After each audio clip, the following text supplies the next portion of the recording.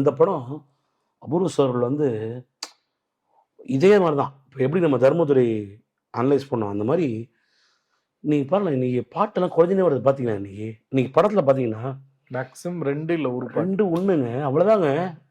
அந்த ஒரு பாட்டுமே மாண்டேஜ் சாங் தான். 2 1 ஏன்னா இன்னைக்கு அந்த மாரி நடிக்கிறதுக்கு ஆள் இல்லங்க. அதாவது ரியாலிட்டிய ஒத்துனாங்க ஆகணும். என்னதான் 2K kids, 3K kids, 4K கிட்ஸ்னா கூட ஒரு ஒரு ஒரு க்ளோஸ் வச்சா இப்போ நீங்க நீங்க சொன்ன பாயிண்ட் இப்ப நம்ம ஆஃப் த இது பேசணும் நம்ம. அந்த ஒன்ன நட்சத்திர பாட்டு படிச்சதுல வந்து கமல் சார் வந்து அந்த கீபோர்டு வாசிப்பாரு. க்ளோஸ்ல காட்டுவாங்க ஃபிங்கர. ஆமா, ஃபிங்கரிங் கரெக்ட்டா வைப்பாரு அவரு. கரெக்ட்டா வைப்பாரு அவரு. ஏன் தெரியுமா? மியூசிக் தெரிஞ்சவரு. ஆமா. அஷ்டாவதானி கமலஹாசன். ஆமா.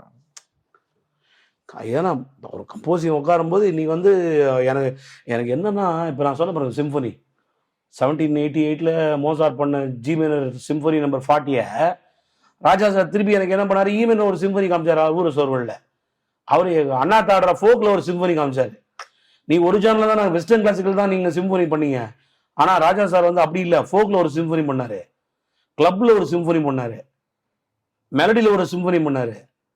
எவ்வளவு வேரியேஷன், எவ்வளவு ஜானர்ஸ்ல பண்ணாரு அவர் சிம்பனி. எல்லாத்தையும் காமிச்சாரு அவரு. பயங்கரம். இந்த படத்துல அபூர்வ சகோதரர்கள்ல